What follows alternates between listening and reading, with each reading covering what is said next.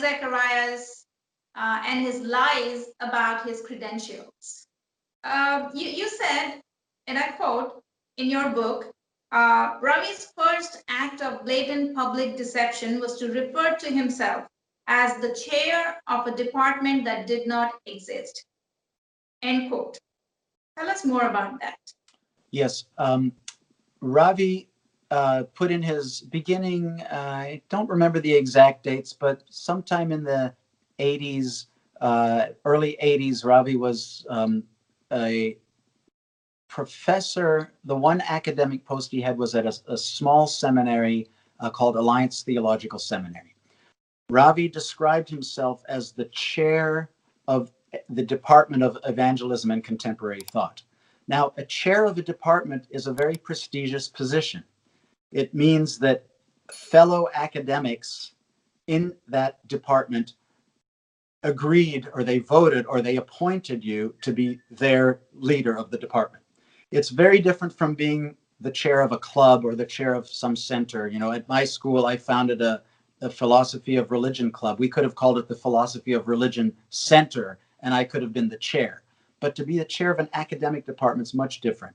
Ravi called himself chair of the department at Alliance, and I contacted Alliance, and they don't have departments. And then I began investigating more, and I called the human resources director there, and she got Ravi's file out. She probably should not have done this, but she did, because those are presumably confidential. Ravi was an employee of the seminary, and they shouldn't just let journalists know what's in his personal file. She told me that Ravi really wanted a particular title. He wanted his title to have the word contemporary thought. He wanted to be a professor not just of evangelism, but of evangelism and something a little more intellectual, contemporary thought. And somehow, even though this human resources director told me, even though the president of the school did not want Ravi to have this title, contemporary thought, he used it. He got it. I don't know how. She didn't know how. But the point here is that even in his earliest stages of his career, Ravi was lobbying for his public image, even going against the college president's wishes, right? So I think that's a revealing part of who he was and the fact that he simply made up a department. And I sat with Ravi at dinner a couple of years ago, just me and Ravi and one of the lawyers from his ministry. And I asked him, you said you were the chair of a department. There are no departments at that school. And he looked at me and he said, Steve, it was a center. And I said, yes. And you said it was a department. And he had this very intense look of anger come across his face. And it was the first time I really understood how a narcissist who's being challenged can react with tremendous anger. Ravi was very upset that I was pointing out that what he described as a department was merely a center. A center is a much less prestigious thing. But he did that anyway. He spent his whole life saying that in his writings that he chaired a department when they never existed. So that's where his peddling of lies began, right? I don't know when his general fabrications began, but that's the earliest credential misrepresentation I can document. Okay, so how did his lying progress after that? Did he make any more claims about his credentials? When he was first given an honorary doctorate, he began referring to himself as Dr. Zacharias, without rarely disclosing that it was an honorary degree. And this is considered quite deceptive. If you're going to call yourself a doctor based on an honorary degree, disclose that it's an honorary degree. There's a convention, you just put HON in parentheses, and then everybody knows. Ravi rarely did that. And then he wound up and that's not the greatest deception. You know, I mean, if that were the only thing he'd ever done, I would forgive him and not pay any attention. But then he wound up in 1990. He went to Cambridge, not to Cambridge University, but to a small Anglican training school in the town of Cambridge, a place called Ridley Hall. Very few people have heard of Ridley Hall, but everybody knows Cambridge, the University of Cambridge. Ravi spent 2 to 3 months there on a sabbatical at Ridley Hall. And while he was there, he would go over to the university and he would attend lectures. He wasn't enrolled, nothing official about it. He would just go sit and listen to lectures for 2 to 3 months. Based exclusively on this, Ravi Zacharias began making the astonishing, impressive claim that he was Cambridge educated and that he had been a visiting scholar at Cambridge. I studied at Cambridge for some time. One of my professors of quantum theory there, John Polkinghorne. I remember in my days at Cambridge studying under a quantum physicist, John Polkinghorne. I studied under John Polkinghorne at Cambridge University. My professor of quantum, John Polkinghorne, at Cambridge University. My work in Cambridge University was in the Romantic poets. In my studies in English literature at Cambridge. I studied at Cambridge. Doing my studies at Cambridge. Under the philosophy department at Cambridge. My work at Cambridge. My days at Cambridge. Cambridge. My days at Cambridge. My days at Cambridge. Cambridge University. Imagine being in one of the most prestigious universities in the world, having the most prestigious philosophy department. I went there. I studied under them. Cambridge told me what Ravi did at Ridley would not have made him a visiting scholar at our university. And Ravi has since admitted in 2018, after over a decade of making this false claim about himself, and the claim still exists in his books and his writings, he finally admitted that he was not Cambridge. He had never enrolled at the University of Cambridge. And he stopped calling himself a visiting scholar at Cambridge and began referring to himself as a visiting scholar at Ridley Hall, which of course is not quite as prestigious. So you said they told you. What do you mean by that? Cambridge and Oxford, and again, this is something that Ravi fans are free to check out on their own. Cambridge and Oxford both have very liberal freedom of information processes. You just send an email to the department, to the Office of External Affairs and Communications, and they will answer your questions. So did you? Yes, I did. And Cambridge revealed to me that, well, Ravi wasn't their visiting scholar. The same thing happened with Oxford in an even more brazen way. Ravi began referring to himself at his website and in public lectures as a professor at Oxford. And in his autobiography, he refers to himself as an official lecturer at Oxford. Now I'm a professor at Oxford. I hope nobody quotes me, but Cambridge is prettier than Oxford. I contacted Oxford, and they say they had no record of him in their central database. And then the school within Oxford where Ravi claimed to have been a professor emailed me back and said, Ravi has lectured here a few times, but he's never held a formal position here. He's never never held a teaching position. Ravi was given a senior research fellow title, which, as you may know, is a purely honorary title. It's something they can give to anyone for whatever reasons. And Ravi had that, but he was never on the payroll and he never held any teaching position. Yet he held himself out to millions and millions of people as, I am now a professor at Oxford. And nobody called him on this. So did you go back and tell about this to his organization, or did you confront him on this? Yes. My meeting with Ravi, my face-to-face dinner with him was unfortunately unproductive because his Uber came and he suddenly had to leave. So we didn't really get very far. So I've written an article called My Dinner with Ravi, where I describe the entire conversation in detail. But I did confront his organization, and I was largely ignored. In fact, they completely ignored me, but they didn't ignore in 2018. This is after years of Ravi making this false Oxford claim. a Christian psychology professor here in the States, in the US, named Warren Throckmorton. He's a fairly influential blogger and very committed to integrity. He contacted Ravi, and Ravi admitted to him in one email that he had never enrolled at Cambridge and that he was never a professor at Oxford. This is the only time, and that he regrets suggesting otherwise. This is the only time I have ever seen Ravi do anything close to an apology for his false "I'm now a professor at Oxford" claim.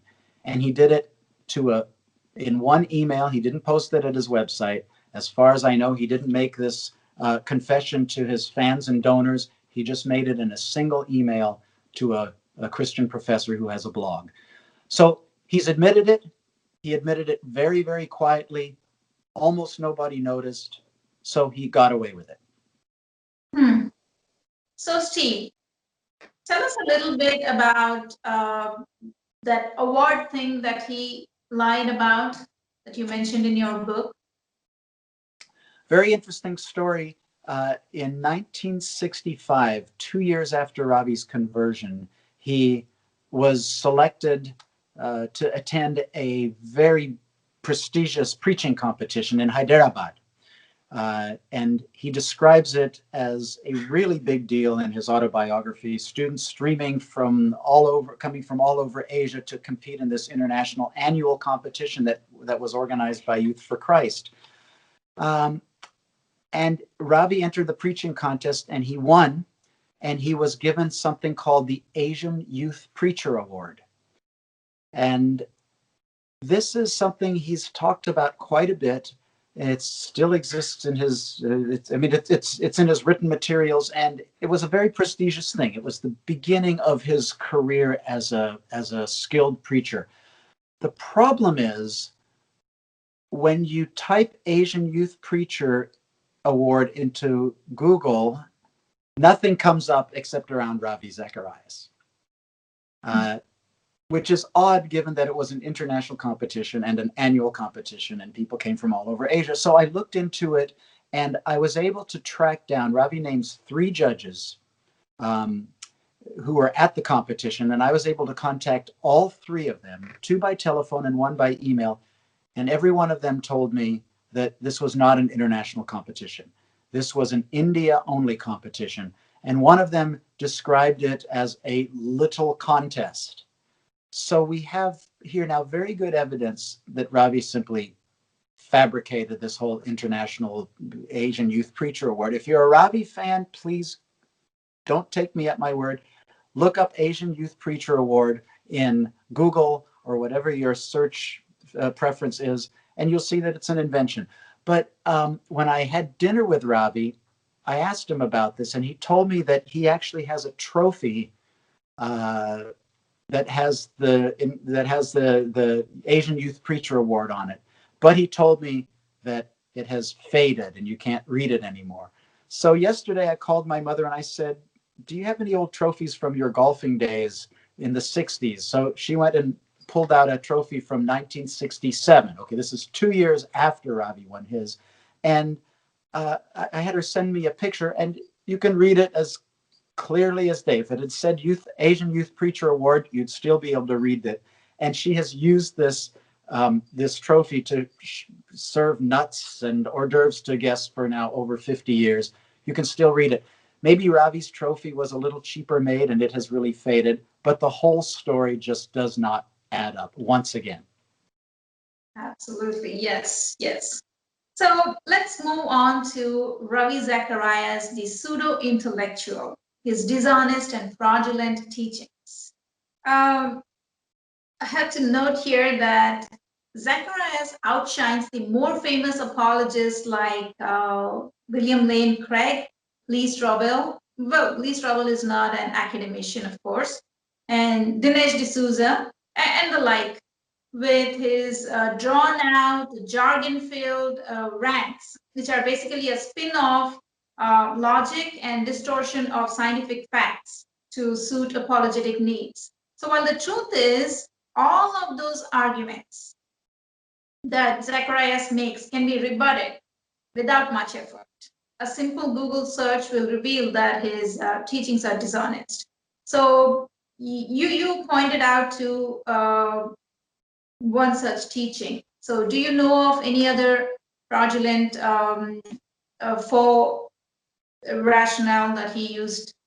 Yeah, let me, since you mentioned Lee Strobel, for those of your viewers who don't know, Lee Strobel is becoming a very popular apologist in the United States, and maybe he's popular in India as well, but he's a very good businessman, seems like a very nice guy, not an academic, not a sophisticated thinker. But just a few weeks ago, I heard him on the radio, on Moody Radio, which is a big Christian broadcasting system here. And he was talking about Ravi Zacharias and what an astonishingly profound preacher Ravi was. And he said, when I hear Ravi preach, I remember sometimes I would jump to my feet and clap. And then I would turn to the person next to me and say, I don't know really what he was saying, but it sure was good. And this is so revealing because this is how Ravi worked. You think, wow, that was a really great speech. Those are great applause lines. But what exactly did he say? And I think if we actually transcribed Ravi's words and removed the applause and the nice suit and the charm, we'd see that he's really not saying very much most of the time. But to get back to your question, Ravi would use his credentials to get away with making very bogus arguments. One very good example is if I don't know anything about physics. If I hear someone say the second law of thermodynamics disproves evolution, if the person isn't a physicist, doesn't have any real expertise in this area, maybe I'll believe them, maybe I won't. But if the person saying this is a professor at Oxford who studied quantum physics at Cambridge, who's Cambridge educated, I'm more inclined to believe them. So when Ravi Zacharias stands before an audience or goes on television or writes in his books that the second law of thermodynamics contradicts evolution, he has some authority. He has the authority of Cambridge and Oxford and a physics background. The fact is, Ravi Zacharias doesn't have Cambridge, he doesn't have Oxford, and he never studied quantum physics at Oxford, at Cambridge. And the argument is utterly bogus. As some people, many people who've any basic physics know, the second law of thermodynamics says that the universe as a whole is leading towards more disorder. That doesn't mean you can't take flour and make a beautiful cake out of it, or you can go out to the snow and make a snowman. It doesn't mean evolution can't happen. It doesn't mean order can't happen within the parts of the system. It just means the universe, the cosmos, as a closed system, as a whole, is moving towards disorder. So the second law of thermodynamics has nothing to do with Ravi's argument about evolution. And it's plainly clear, but he gets away with making it because of his credentials, his false credentials. Correct. Correct. Um, at the end of Zacharias's life, he was entangled in a sexual scandal, right? Yes. About it.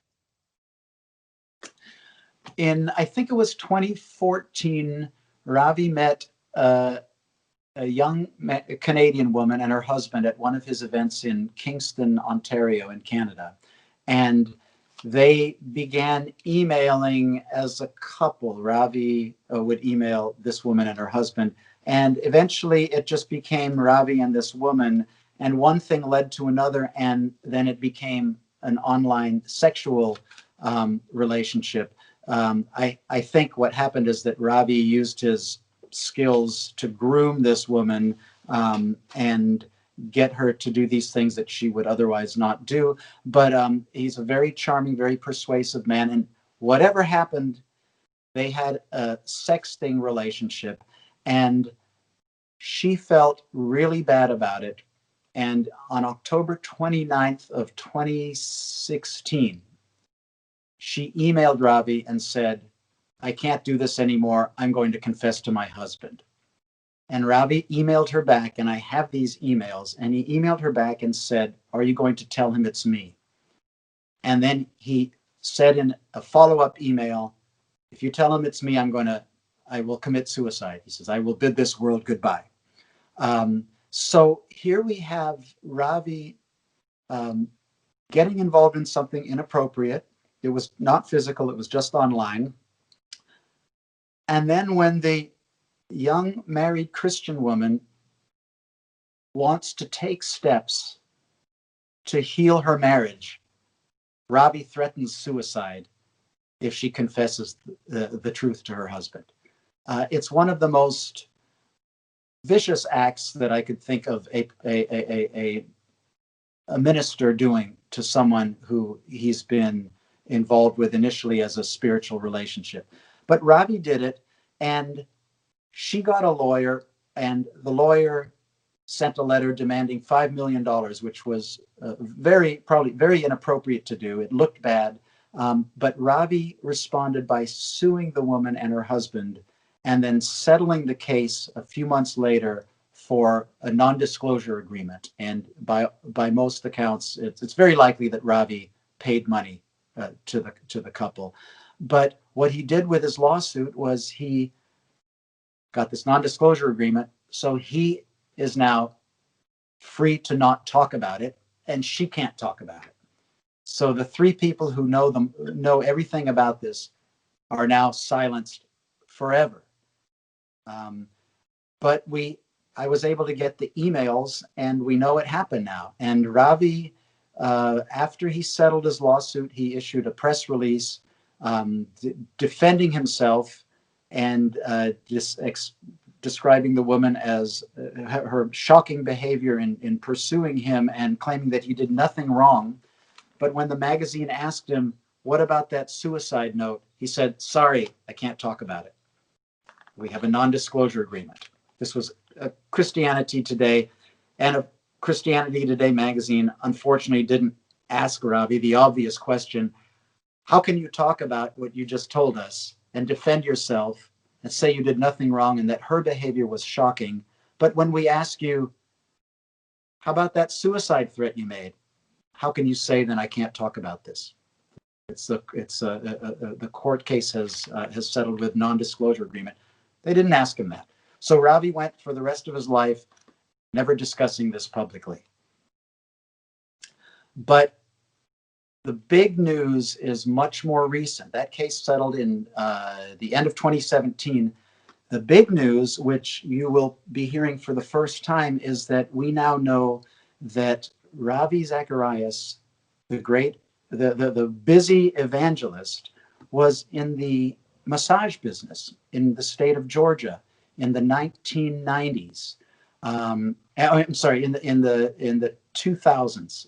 I don't know the exact years, but it was at least from 2005 to 2010, and probably longer than that. There's actually a video on YouTube where you can see Ravi with his Indian partner, a man named Anurag Sharma, and they were in the massage business. Esther, I can see by the look on your face that you find this hard to believe. When I was first told about this, I was not able to actually believe that Ravi would be in the massage business. And so I didn't pursue the story. And then a couple of weeks ago, Mr. Sharma, Ravi's business partner, called me. And he told me that he was in the massage business with Ravi. And he told me that he discontinued the Jivan Wellness business because of the way I asked him, how did you feel about the fact that Ravi would preach against immorality, but he was immoral with the massage therapists? And Mr. Sharma said, this is probably the reason I killed Jivan Wellness. So he stopped the business because of Ravi's conduct. This is very explosive, brand new information.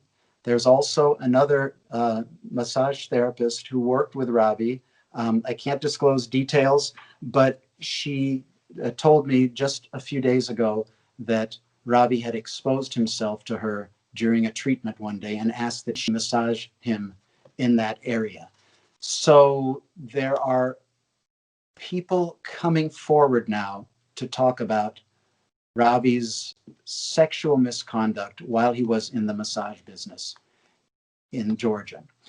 Now, if you would like to, if your viewers are interested in starting to look into this for themselves, simply go to YouTube and type in Jivan, Jivan. I think it means life in, and Jivan Wellness Grand Opening. And there you will see Ravi and Mr. Sharma at the grand opening of their business together. You're the first to hear about it, but it's going to be very disturbing to many people when they hear about it. I really appreciate you sharing with us at this point in your scrutiny, because I'm assuming you are still working on it. I mean, you found that that's a revelation. You found that out, but I'm sure you're working on bringing it out, still publishing it on the public domain. But I really appreciated you sharing it with us. This is explosive revelation, Steve, and I'm shocked. So this is all after he started RZIM. Yes. That's RZIM, the Ravi Zacharias International Ministries. Yeah. Yes. He went This was in the into 2000s. after he started the funding organization disguised as an apologetic industry or factory. And after he started all that, the work for the kingdom of God, he goes into massage business and and gets engaged, involved in all this sexual misconduct. Correct. And I asked one of his business colleagues. Ravi was a very busy international evangelist. Why would he go into the massage business? And this person told me, legitimately, Ravi had a very, very bad back. So that was part of it, but also to satisfy his sexual, she called it perversions. I don't know if I would use that word, but those were the exact words, to satisfy that part of himself, sexual perversions. And if you think about it, why else would Ravi go into the massage business? He's an international traveling man, and he's in the spotlight all the time. So if he did want to do things with women outside of his marriage, what better way to do it than to start your own massage place? Now, these were health spas. This was not simply a massage place. It was they did all sorts of things, and Jivan had a Ayurvedic aspect to it, and it was probably a very respectable place in general, and overall focus on healing and general well-being. But massage was also a part of it. Why would Ravi invest in a business like that? Well, he could be alone with women. And he was alone with women. And what we know about what went on in those massage rooms is really troubling. These were women who he had professional power over. These weren't equal colleagues. So it's still a very new story. And I don't want to talk about it in too much detail, but I would like your viewers to know that this is coming down very soon. It has not been published yet in the US. I have a video I've made about it, but I'm holding off on it in hopes that perhaps his ministry will issue an apology. I've been in touch with Ravi's ministry, and I've told them that I think they should apologize. And so far, nothing is happening. And I really expect that they will do what they've done before. It's like what the Catholic Church did when they were exposed for child molesting. They evaded, they avoided, they lied, they blamed the victim. I think that's what we're going to see from Ravi's ministry right now, which is very disappointing to me. But there's just, this is too troubling for them to just come out and admit it, I think. So we'll see what happens. Yes, yes. Well, good luck on that, and I hope the ministry comes out and apologizes it before you put it out on the public domain. Yes, So you if know that. they were to apologize to you, would you stop putting it on the public domain? Yes, it wouldn't be that they would need to apologize to me. They don't owe me an apology, but To the public. it's important that there appear to be a fairly large number of women who Ravi was sexually involved with in a relationship with unequal power. Right? He was the powerful man. He was the partner. He was the the man with fantastic wealth. So it seems to me that the honest and decent thing to do would be for RZIM or Ravi's family to simply say, we are truly sorry for what Ravi did to you. We love Ravi. We love his work for the gospel of Christ. And we've all sinned, all have sinned and fall short of God's glorious ideal. But Ravi's sin was sexual in nature and it had an abusive side to it. And we're deeply sorry. That would be what they would do if they really believed in their God. Will they do True. that? We'll see. I don't think Right. so. Yeah, yeah.